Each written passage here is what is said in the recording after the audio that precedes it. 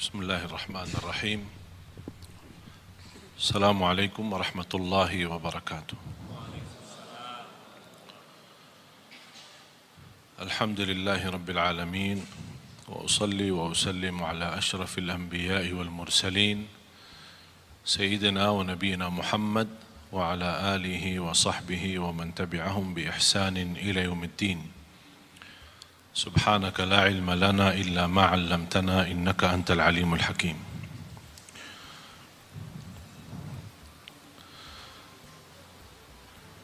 Alhamdulillah syukurillah atas izin Allah Subhanahu wa taala kita bisa berduduk bersama di majlis ilmu yang mudah-mudahan menjadi majlis yang bermanfaat untuk kita semua.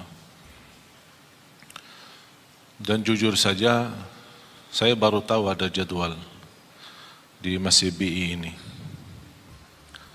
Karena informasi yang saya terima untuk datang untuk membahagiakan saudara kita tunanetra yang berada di tengah kita, mereka mendapatkan bantuan wakaf Quran Braille digital. Yang alhamdulillah atas izin Allah diberikan kemudahan karya saya dan tim membuat sebuah Quran yang sangat mudah, ringan dan sangat praktis untuk saudara kita tunanetra, dan alhamdulillah menerima penghargaan dari Qatar, dari Mesir, dari Malaysia. Quran yang baru ini termasuk pertama kali sedunia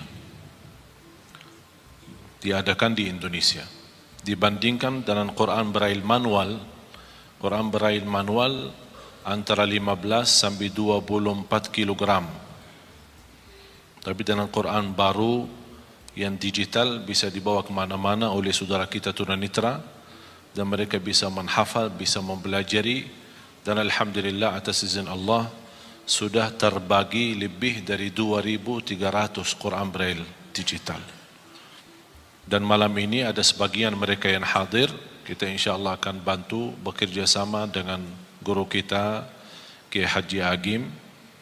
Terima kasih kepada beliau memberikan kesempatan kita bisa salurkan bantuan untuk mereka. Dan insyaAllah yang punya keluarga di Surabaya tanggal 6 Desember besok, insyaAllah acara yang terbesar Tabligh Akbar sekaligus mengaji bersama 1.000 tunanetra yang akan hadir, dan mereka 1.000 itu akan masing-masing mendapatkan Quran Braille digital yang baru. Ini alhamdulillah semua atas izin Allah dan karunia yang dimuliakan Allah Subhanahu wa taala. Karena saya memperhatiin tunanetra itu luar biasa, walaupun mereka memiliki keterbatasan, tapi minatnya, semangatnya untuk belajar dan menghafal Al-Qurannya luar biasa. Dan sudah saya 2 kali mengundang seorang dari Madinah, namanya Jihad. Mungkin ada di antara bapak ibu yang pernah melihat di acara Hafiz Indonesia, seorang anak usia waktu itu 11 tahun, sekarang 12 tahun, dalam keadaan buta, tunanetra, menghafal Al-Quran 30 juz dengan angka, halaman, kanan kiri, atas bawah, hafal tafsir Ibn Kathir, hafal lebih dari 6.000 hadis. Beliau sudah mendapatkan juara internasional anak cilik sedunia menghafal Al-Quran, dan juga dapat juara internasional anak yang paling kecil, buta, tunanetra, tapi bisa menghafal sebanyak 6.000 hadis. Jadi di lomba Al-Quran dia juara 1, di lomba hadis dia juara 1. Namanya Jihad. Yang berkeinginan melihat rekaman di YouTube tinggal tulis saja Jihad Al-Maliki. Dan mudah-mudahan ada kesempatan bisa kita undang lagi ke acara yang lebih besar yang saya tunggu-tunggu dan menjadi cita-cita saya. InsyaAllah kita adakan, mudah-mudahan kalau masih kita punya umur, menyambut bulan Ramadan sekaligus menghadirkan 10.000 tunanetra untuk mendapatkan wakaf Al-Quran. InsyaAllah akan dihadiri salah satu imam besar Masjidul Haram bersama ananda kita Jihad Al-Maliki ini. Para jamaah sekalian, karena saya baru tahu ada penajian atau tugas saya berceramah, dan berarti saya belum siapkan metode atau materi, tapi saya baru ingat. Saya ingin menyampaikan, membagi bersama Bapak Ibu ilmu bagaimana luar biasa keindahan dan keajaiban Al-Quran. Subhanallah, bukan sampai hari ini, bahkan sampai hari kiamat tidak akan habis keindahan Al-Quran, tidak akan habis keajaiban Al-Quran, tidak akan habis kemukjizatan Al-Quran. Al-Quran diturunkan bukan hanya untuk dibaca, tapi inti dari diturunnya Al-Quran adalah untuk ditadabburi dan dihayati. Salah satu ayat yang membuat saya berfikir, bahkan sebab ayat tersebut membuat saya berhenti, bertahan, tidak melanjut kebiasaan rutin saya mengkhatam Al-Quran. Ini sudah masuk hari kelima. Masuk hari kelima, saya belum mampu melanjut bacaan tilawah rutin saya untuk mengkhatam Al-Quran. Sebab dua ayat ini. Di surat Fatir, mudah-mudahan Bapak Ibu bisa tertulis dua ayat ini, ditulis, difahami, dibelajari, kalau bisa hafalkan. Dua ayat ini di surat Fatir, surat 35, ayat 29 dan 30. Saya mohon dibantu kalau ada Quran terjemahan. Ada Quran yang bawa Quran terjemahan ada. Sekarang HP kita semua ada Quran terjemahan. Bisa yang berkenan maju ke depan membacakan terjemahan. A'udzu billahi minasy syaithanir rajim. Bismillahirrahmanirrahim. إن الذين يتلون كتاب الله وأقاموا الصلاة وأنفقوا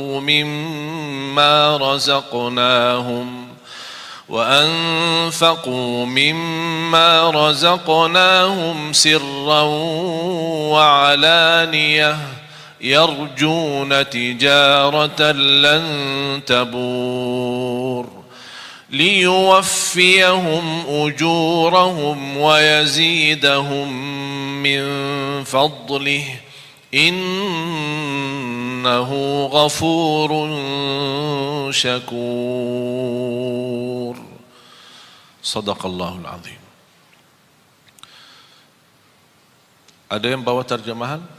Bisa dibantu terjemahannya. Saya minta, karena walaupun saya sejak kecil menghafal Al-Quran, tapi subhanallah kadang-kadang ketika membaca, jujur saja jamaah sekalian, belum tentu semua bacaan kita 100% bisa ikhlas. Belum tentu 100% bisa merasa keindahan. Pasti ada satu saat tersentuh sebuah ayat. Di antara kita, pasti saya yakin berbeda-beda sukaannya ayat Al-Quran.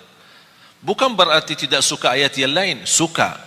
Tapi ada sebuah surah atau sebuah ayat lebih Bapak Ibu menyukai ayat ini daripada yang lain. Misal ada yang lebih tertarik kepada Yasin, ada Ar-Rahman, ada Al-Kahfi, ada surah Maryam, ada surah Yusuf. Ada yang sukaannya suratul Fatihah, ada yang sukaannya surat Qul Huwallahu Ahad. Macam-macam. Yang membuat kesukaan surah tertentu, yang membuat jauh lebih menikmati ketika membaca maupun mendengar. Apalagi kalau bisa mendengar dengan murattal yang fasih, bacaannya sempurna dan tajwid, dengan irama yang begitu luar biasa. Ini sangat membantu terasa oleh hati kita. Jadi saya jujur saja, saya bicara kebiasaan kondisi. Ketika kita membaca, misal contoh Rasulullah SAW pernah membaca satu ayat di suratul Maidah, ayat yang terakhir suratul Maidah, dua ayat terakhir suratul Maidah, ketika Rasulullah SAW salat malam, ketika sampai ke ayat itu, Rasulullah SAW mengulangi berkali-kali dalam salat tahajud sampai subuh, membaca ayat itu dan menangis, membaca dan menangis. Jadi ada satu saat ketika kita membaca, pasti istilahnya apa ya, barangkali hati kita saat itu terbuka atau sedang terbuka, sedang betul-betul siap untuk menerima cahaya Al-Quran, tersentuh. Apalagi disertai ayat Al-Quran dengan bacaan yang ikhlas, hayati, dan suara yang indah, malaikat pun turun dari langit, malaikat turun untuk duduk simak Al-Quran, mendengar Al-Quran. Jadi sebab dua ayat ini ketika saya baca, punya wirid, alhamdulillah kebiasaan setiap bulan 10 kali khatam Al-Quran. Tapi gara-gara dua ayat ini, sekarang sampai saya masuk hari kelima belum bisa lanjut. Karena ada banyak pesan-pesan dari ayat, tapi sayang sekali sebagaimana kata Sayyidina Uthman bin Affan, wallahi law tahurat qulubuna ma syabi'na min kalami rabbina. Kalau benar-benar hati kita suci, kata Sayyidina Uthman, tidak akan pernah puas sama Al-Quran. Tidak akan puas. Cuma masalahnya ini, dosa, kotoran hati ini yang membuat kadang-kadang agak berat bersama hubungan kita bersama Al-Quran. Coba kita sama-sama gali. Dan kita setiap titik ayat, kata-kata, apalagi kalau ayat itu ada Asmaul Husna, Aliyun Azim, Azizun Hakim, Ghafurur Rahim, Ghafurun Syakur, itu tidak main-main. Ada hikmah, bahkan ada hubungan yang amat mendalam antara Asmaul Husna sama ayat yang dibahas itu. Seperti Subhanalladzi asra bi'abdihi laylan minal masjidil harami ilal masjidil aqsa alladzi barakna hawlahu linuriyahu min ayatina innahu huwa as-sami'ul basir. Saya tertarik, kok kenapa ada sami'un basir? Padahal peristiwa Isra Mi'raj peristiwa yang dahsyat. Fantasnya dari segi bahasa, saya bicara bahasa. Dari segi bahasa, fantasnya innallaha ala kulli syai'in qadir. Karena ini memang hanya dalam kekuasaan Allah, tidak akan masuk akal manusia. Kalau kita bukan beriman, mana bisa percaya Isra Mi'raj? Karena ini peristiwa yang dahsyat. Bukan dalam satu malam lagi, sebentar dari waktu malam Rasul bisa berangkat ke tanah suci di sana Masjidul Aqsa dan menimami para Nabi dan Rasul seluruhnya. 312.000 para Nabi dan Rasul, mereka semua berkumpul di sana. Mereka menghadiri, ikut imam Rasul SAW. Begitu selesai Rasul SAW, mereka kan sudah meninggal. Ini kan di luar kemampuan fikiran kita. Bagaimana Allah kumpulkan mereka? 312 Rasul dan 24.000 Nabi semua berkumpul untuk bertemu dengan Rasulullah SAW, berbaiat sama Rasul, dan mereka menyaksikan Rasulullah SAW adalah Nabi yang terakhir dan Nabi yang mulia. Baru Rasulullah SAW selesai salat, naik ke langit, tumbus sampai 7 lapisan langit, terima perintah salat, kemudian turun. Di berbagai macam riwayah disebutkan, di antara salah satu riwayah, tempat tidur Rasulullah masih hangat. Kalau kita bangun tidur kan masih hangat kan? Sambil mandi gimana tempat tidur? Sudah dingin kan? Begitu Rasulullah SAW bisa ke Masjidul Aqsa, bisa ke langit yang ketujuh, bertemu Allah, dan turun lagi, tapi tempat tidurnya masih hangat. Berarti ini apa? Ini kekuasaan yang dahsyat, hanya yang dimiliki hanya Allah Subhanahu wa taala. Jadi kata innahu ala kulli syai'in qadir, hanya Allah yang maha kuasa atas segala sesuatu. Tapi kenapa innahu di ayat ini, innahu huwas sami'ul basir? Ada hikmah. Seperti juga ayat yang kita akan belajari, innahu ghafurun syakur. Tidak ada main-main dalam ucapan ayat Al-Quran, apalagi yang terkait dengan Asmaul Husna. Coba silahkan. Sesungguhnya orang-orang yang selalu membaca kitab Allah, Al-Quran, dan melaksanakan sholat. Selalu, orang-orang yang selalu, ini sifat mereka. Saya cuma ingin hubungkan antara sifat mereka, apa hubungannya dengan Asmaul Husna di ayat terakhir, innahu ghafurun syakur. Di antara sifat mereka selalu membaca Al-Quran. Kalau yang selalu membaca Al-Quran bukan dinamakan qari, bukan dinamakan orang suka baca, tapi yang dinamakan orang selalu baca Al-Quran itu tilawatul Quran. Tilawatul Quran berarti itu orang yang betul selalu membaca Al-Quran. Nanti di hari kiamat orang yang suka selalu baca Al-Quran dipanggil hari kiamat, iqra warqa warattil kama kunta turattilu fid dunya. Bacalah, naiklah, karena setiap kita baca akan naik posisi kita di dalam surga. Bahkan kata Rasulullah SAW, di dalam hadis itu disebutkan warattil, tertillah sebagaimana kamu tertil di dunia. Tilawah. Innal ladzina yatluna kitab Allah. Sampai di dalam bahasa ayat itu yatluna, mereka yang selalu membaca kitabullah. Ini sifat pertama. Terus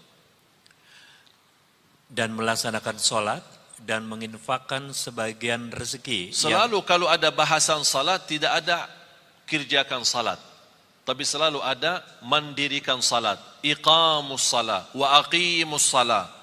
Iqamatus, kata iqama, aqimu, ini semua bahasa mendirikan salat. Saya tidak akan teliti satu-satu karena mohon maaf kalau saya mau bahas dua ayat ini mungkin sampai malam tidak cukup. Karena dua ayat ini membuat saya berhenti, bahkan saya suka membaca dua ayat ini. Habis Allah bukakan hidayah, berkali-kali sunnah qabliyah ba'diyah, saya selalu ulang dua ayat ini. Walaupun sudah hafal, tapi namanya kadang-kadang terbuka hati kepada sebuah ayat atau sebuah pesan dari Allah yang ingin disampaikan. Jadi sifat mereka adalah yang mengerjakan tilawah, selalu baca Al-Quran. Yang kedua, mendirikan salat. Ini bahasa salat itu perlu panjang lebar kita bahas, mendalami. Yang ketiga, dan menginfakkan sebagian rezeki yang kami anugerahkan kepadanya. Subhanallah. Selalu kalau kita perhatiin, wa anfaqu mimma. Di suratul Baqarah, alladzina yu'minuna bil ghaibi wa yuqimuna as-salata. Terus, wa mimma. Dalam bahasa bacaannya pun namanya huruf kecil atau huruf tarqiq, tidak boleh dibaca wa mimma. Menurut saya cara Allah menyampaikan kepada kita memanjahi kita. Allah memanjahi kita, tawaran yang memanjahi kita. Bagaimana Allah memanjahi kita? Wa mimma, anugerah yang Allah berikan, rezeki yang begitu banyak, Allah tidak minta semuanya, tapi wa mimma, sedikit. Wa mimma razaqnahum yunfiqun. Tapi apa yang diinginkan oleh mereka ketika mereka berkenan menginfakkan sebagian harta yang Allah anugerahkan kepada mereka secara diam-diam maupun terang-terangan, mereka ingin terus? Mereka itu mengharapkan perdagangan yang tidak akan rugi. Ada yang punya jaminan bisnis apapun di dunia ini tidak akan rugi? Ada yang bisa punya jaminan? Allah tawarkan sebuah usaha tidak akan merugi. Itu namanya bisnis sama Allah. Tidak akan merugi, terjamin. Jangan khawatir rugi. Dan yang tiga, selalu baca Al-Quran, mendirikan salat, infakkan sebagian rizki. Dan saya ingin hubungkan, karena waktunya singkat, saya ingin hubungkan antara tiga hal ini dengan innahu ghafurun syakur. Terus? Agar Allah menyempurnakan pahalanya kepada mereka dan menambah karunia-Nya. Allah bukan hanya berkata usaha ini, bisnis ini, perdagangan ini tidak akan merugi, tapi Allah menambah supaya kita lebih yakin Allah janji liyuwaffiyahum ujurahum, akan sempurnakan pahala. Jadi jangan khawatir ketika kita beramal tilawatul Quran walaupun ada kekurangan, salat kita walaupun masih banyak bocor, belum bisa ikhlas dan khusyuk. Jangan khawatir, Allah sudah janji akan Allah sempurnakan pahalanya. Jadi jangan salah Allah hitungkan pahala. Yang penting kita fokuskan hitungkan dosa-dosa kita. Soal pahala, Allah sudah menjaminkan sempurna. Hanya cukup itu saja. Allah masih menjanjikan hal lagi supaya kita lebih mantap keyakinan kita terhadap janji Allah. Karena manusia sekarang lebih yakin kepada janji manusia daripada janji Allah. Terus apa yang Allah janjikan? Kepada mereka dan menambah karunia-Nya. Sungguh Allah Maha Pengampun, Maha Mensyukuri. Dan menambah karunia-Nya. Di sini apa karunia? Allah sebutkan? Allah tidak sebutkan. Ada sebuah istilah dalam bahasa tafsir, kata ulama, kalau Allah menjanjikan sesuatu, tapi Allah sembunyikan, tidak sebutkan, seperti kata ini, Allah menjanjikan sempurna pahala dan menambah karunia. Di sini karunia tidak disebutkan, karunia apa? Kata ulama, itu namanya akan Allah memberikan kekaruniaan yang tidak ada batas. Yang jelas, karunia tersebut akan pasti menenangkan hati. Sebagaimana janji Allah di surat As-Sajdah. Saya sambungkan ayat ini dalam surat As-Sajdah ayat 16. فَلَا تَعْلَمُ نَفْسٌ مَا أُخْفِيَ لَهُم مِّن قُرَّةِ أَعْيُنٍ جَزَاءً بِمَا كَانُوا يَعْمَلُونَ. Tidak ada jiwa pun yang bisa tahu apa yang telah dirahasiakan, disembunyikan oleh Allah dari karunia-karunia yang akan menenangkan hati. Itu kata siapa? Allah. Yang jelas akan menenangkan hati. Mengapa ada bahasa yang akan menenangkan hati? Karena keinginan kita beda-beda. Ada orang diberikan mobil, belum tentu hatinya nyaman. Ya, terima kasih saya dapat mobil. Tapi dia punya keinginan yang lain. Ada sesuatu, barangkali sesuatu kecil, tidak begitu besar, tapi begitu dia terima, dia merasa bahagia, hatinya luar biasa. Itulah Allah membagi bahasa akan menenangkan hati karunia itu. Kenapa ya Allah? Jazaa'an bima kanu ya'malun, itu balasan Allah terhadap apa yang kalian telah kerjakan. Berarti apa yang kita kerjakan Allah balas. Bukan hanya balas pahala yang sempurna, tapi terjamin karunia yang akan menenangkan hati. Oleh karena itu di akhir ayat ini, innahu ghafurun syakur. Artinya, sesungguhnya Allah Maha Pengampun, Maha Mensyukuri. Apa hubungan Allah Maha Mengampun dan Maha Mensyukuri? Allah Maha Mengampuni ketika kita membaca Al-Quran masih banyak kesalahan. Daripada yang salah tapi tidak pernah baca Quran. Salah baca Al-Quran masih termasuk diampuni Allah daripada yang salah tidak pernah baca Quran. Artinya jangan ada yang berkata saya takut salah. Allah sudah berkata Allah Maha Mengampuni. Salat, pasti salat kita banyak kekurangan. Sunnah qabliyah ba'diyah, masbuk berapa kali, ketiduran salat subuh, Allah Maha Mengampun. Asal ketika kita salat harus kita juga komitmen sama diri. Jangan karena Allah Maha Mengampuni kita malah jadi malas-malasan. Justru harus kita menjadi orang yang malu. Allah memberikan kesempatan untuk kita bertaubat dan memperbaiki lagi supaya menjadi lebih baik. Salatnya lebih baik sama Al-Qurannya, lebih baik sedekahnya. Termasuk kata sedekah, apa urusan sedekah sama Allah Maha Mengampuni? Pasti dalam memberikan sedekah kita tidak akan terlepas daripada sifat bangga. Merasa diri, saya bersedekah itu, ini orang lebih kaya tapi tidak pernah bersedekah. Namanya kan hati, perasaan. Ada ucapan-ucapan, barangkali kita tidak pernah ucapkan lidah, tapi perasaannya yang ucapkan, hati yang ucapkan. Allah menampuni dosa itu. Terus syakur. Innahu ghafurun syakur. Saya ingin Bapak Ibu tolong kalau bisa belajari hafal ayat 2 ayat ini. Surah Fatir, surah 35 ayat 29 dan 30. 2 ayat saja. Belajari, dalami, kalau bisa hafal. Luar biasa manfaat dan dahsyatnya. Memberikan keyakinan yang luar biasa. Syakur. Apa hubungan syakur sama tilawatul Quran, baca Quran, sama mendirikan salat, sama sedekah? Pertama harus kita sepakati apa arti syakur. Ayo, apa arti syakur? Syakur kan Asmaul Husna, salah satu nama Allah. Kalau di bahasa Indonesia kan syakur itu yang maha mensyukuri. Tapi masih belum pas. Dan selalu saya sampaikan ke jamaah, belum ada dan tidak akan ada. Belum ada dan tidak akan ada bahasa yang mampu kupas isi Al-Quran selain bahasa Arab. Bahasa Inggris, bahasa Indonesia, bahasa Melayu, bahasa apapun, hanya kemampuannya terjemah saja. Isinya lebih dalam, lebih terlihat.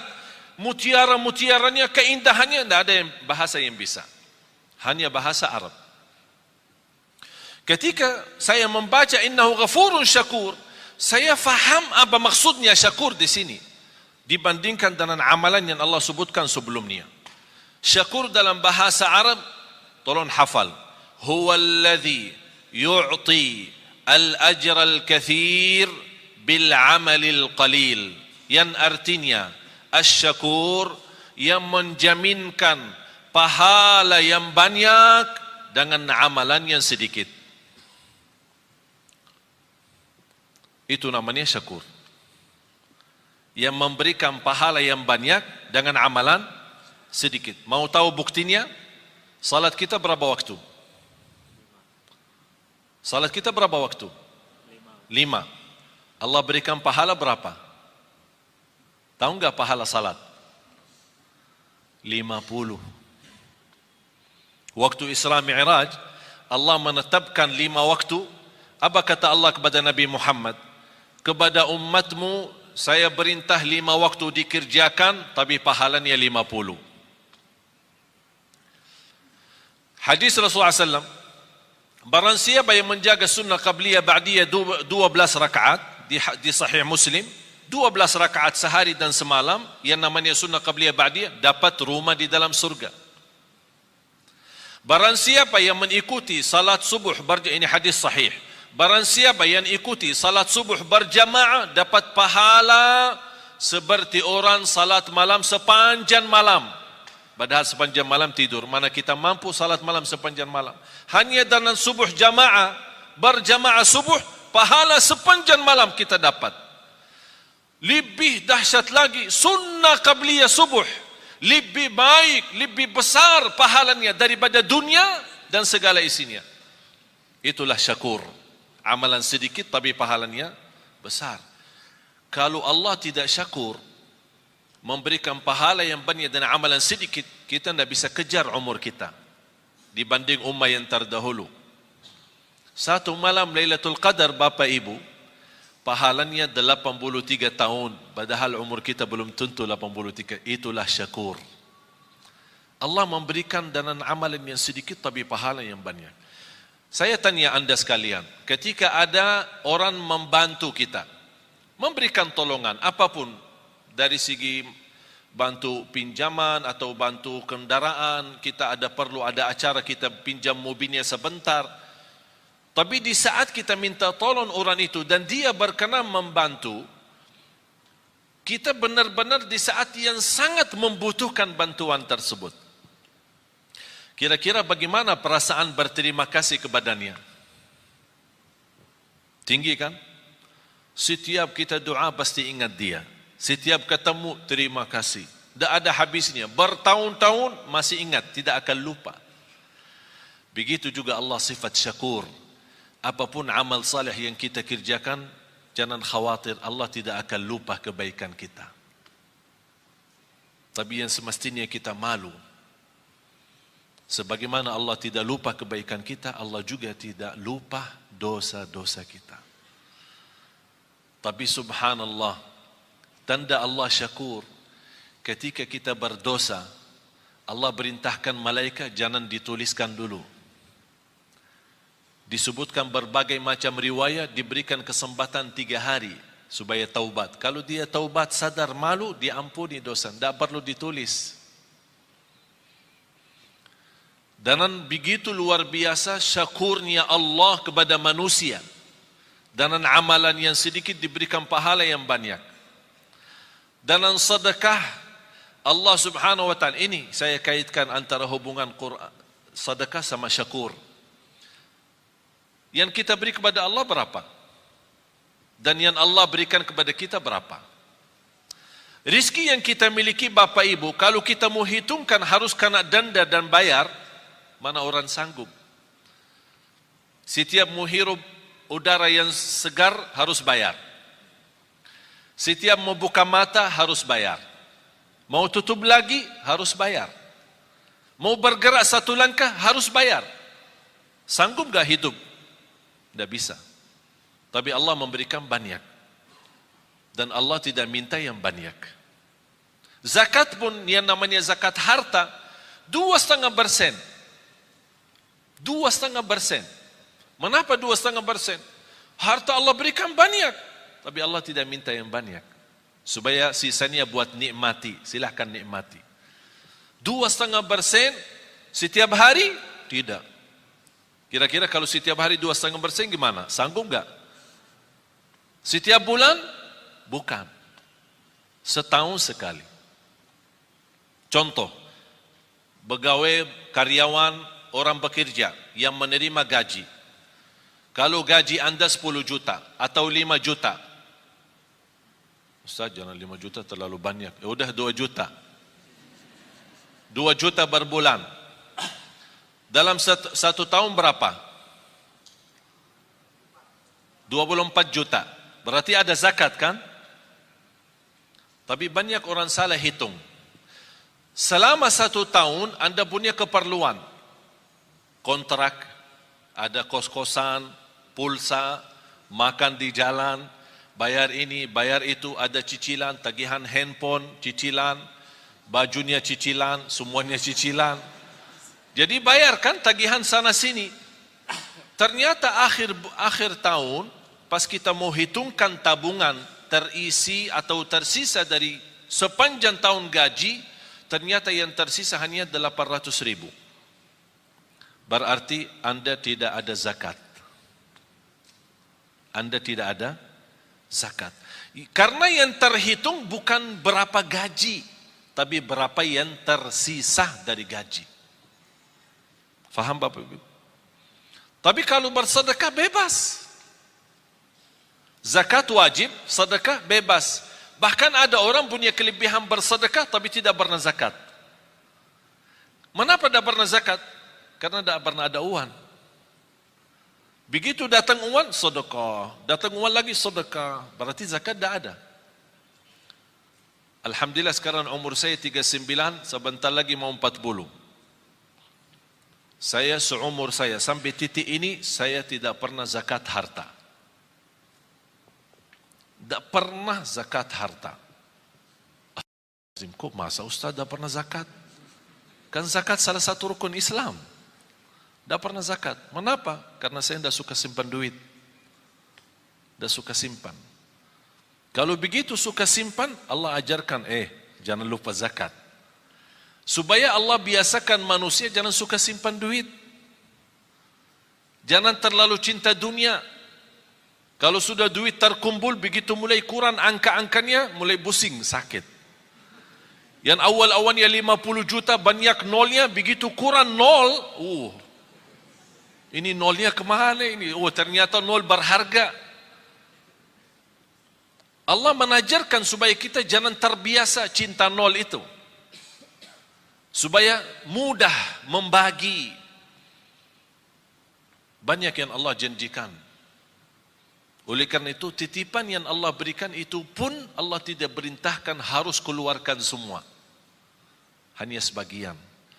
Karena Allah syakur, akan Allah berterima kasih kepada anda yang berkenan menwakafkan, berkenan membantu, berkenan mensedekahkan di jalan Allah. Bagaimana tanda Allah berterima kasih kepada kita?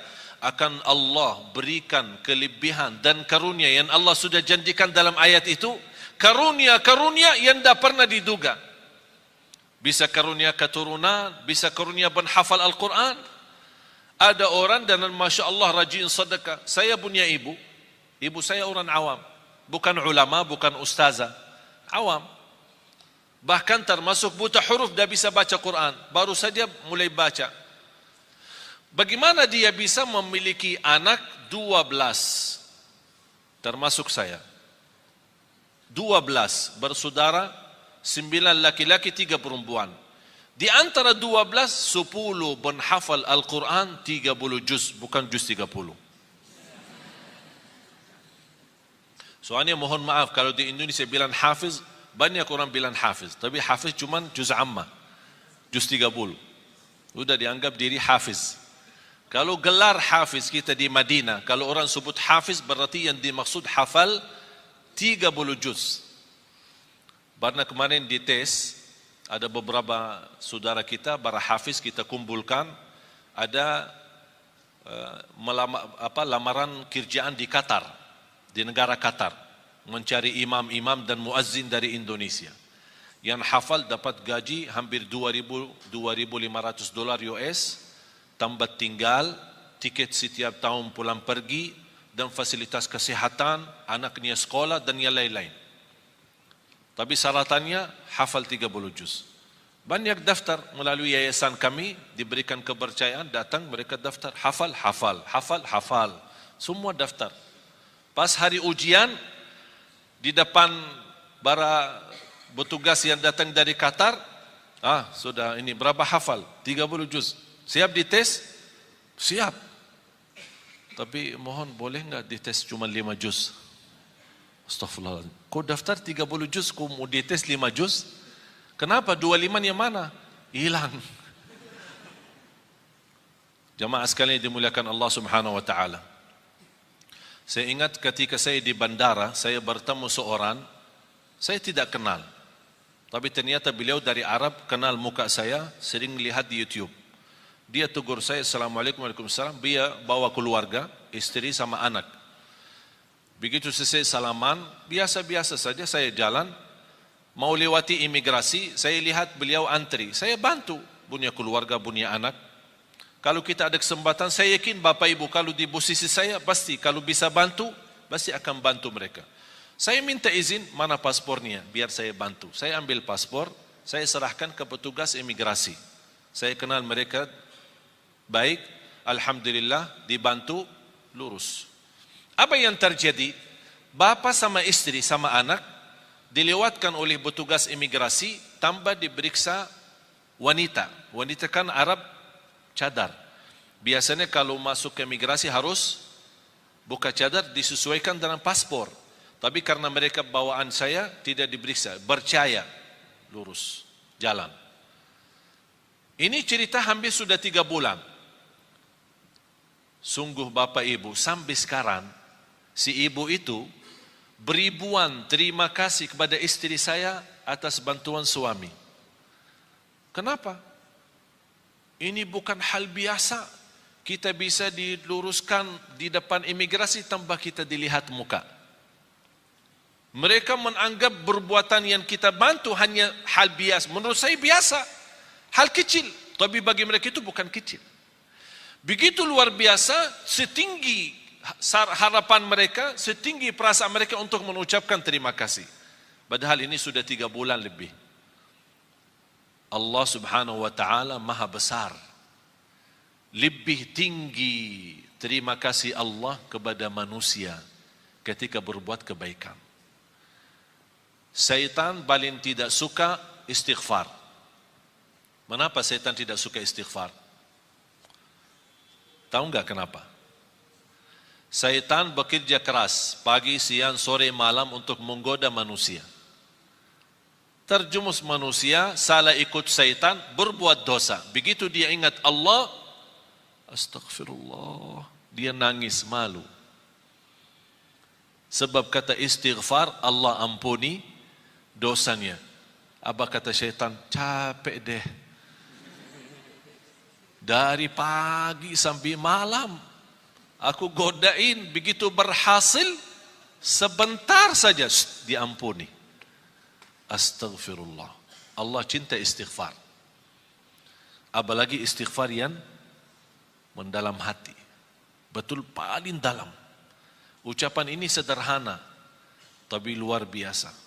Ingat Bapak Ibu, bagi Allah sebagaimana di ayat ini, innahu ghafurun syakur, bagi Allah soal ampunan dosa sangat mudah. Paling enak, paling enteng, paling ringan bagi Allah ampunan dosa. Allah tidak keberatan mengampuni dosa kita. Wa inni laghaffarun liman taba wa amana wa amila salihan thumma ihtada. Kata Allah Subhanahu wa taala, aku ampuni,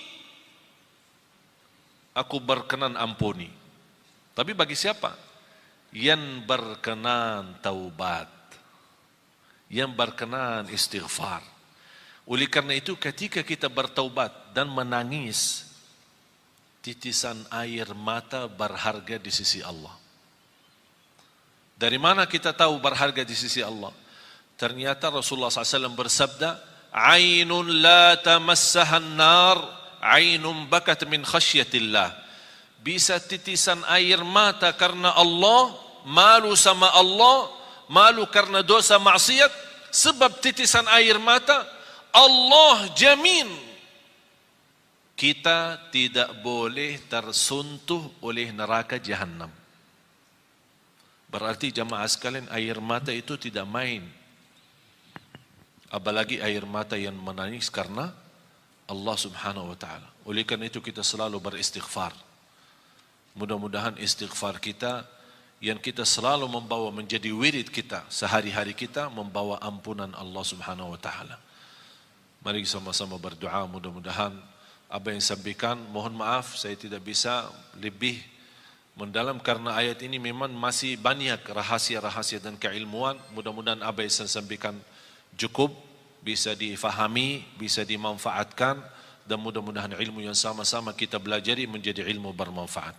Amin ya rabbal alamin. Bismillahirrahmanirrahim. Alhamdulillahi rabbil alamin. Allahumma salli ala Sayyidina Muhammad wa ala ali Sayyidina Muhammad. Ya Allah, ya Dzal Jalal wal Ikram, berilah kepada kami petunjuk kepada jalan yang lurus. Hidupkanlah kami dalam keadaan iman, wafatkanlah kami dalam keadaan Islam, akhiri hayat kami dengan husnul khatimah. Ya Allah, jadikan kami senantiasa bersama hamba-hamba-Mu yang salih-salihah. Ya Allah, aku mohon untuk semua yang hadir di saat ini dan selepas acara ini, masing-masing diampuni oleh Allah segala dosanya, disucikan hatinya, dibersihkan jiwanya, diselamatkan setiap langkah-langkahnya. Ya Allah, jadikan sisa umur kami ya Allah lebih baik daripada yang sudah lalu. Pimpinlah kami ya Allah agar kami membawa keluarga bahagia, sakinah mawaddah rahmah, keturunan kami anak salih salihah. Ya Allah, yang belum berjodoh berikan ya Allah berjodoh yang menenangkan hati, yang membawa nama baik Islam untuk keluarganya. Birahmatika ya arhamar rahimin. Atas izin-Mu ya Allah, kami sama-sama berkumpul di masjid ini. Ya Allah, atas izin-Mu berilah kepada kami kemuliaan, sama-sama jumpa lagi di dalam surga-Mu ya Allah, di dalam surga-Mu ya Allah, bersama Nabi Muhammad sallallahu alaihi wasallam. برحمتك يا أرحم الراحمين. اللهم اغفر لنا. Ya Allah, jadikan kami semua ahlul Quran, ahlul Quran, penhafal Al-Quran, berakhlak-akhlakul Quran, yang berjiwa-jiwa Al-Quran, yang berjuang untuk Al-Quran, agar kami mampu menjadikan Al-Quran membumi di Indonesia ya Rabbal Alamin. برحمتك يا أرحم الراحمين. ربنا تقبل منا إنك أنت السميع العليم وتب علينا إنك أنت التواب الرحيم. ربنا آتنا في الدنيا حسنة وفي الآخرة حسنة وقنا عذاب النار. وصلى الله على سيدنا ونبينا محمد وعلى آله وصحبه وبارك وسلم والحمد لله رب العالمين. آخر الكلام سبحانك اللهم وبحمدك أشهد أن لا إله إلا أنت أستغفرك وأتوب إليك. Wassalamualaikum warahmatullahi wabarakatuh.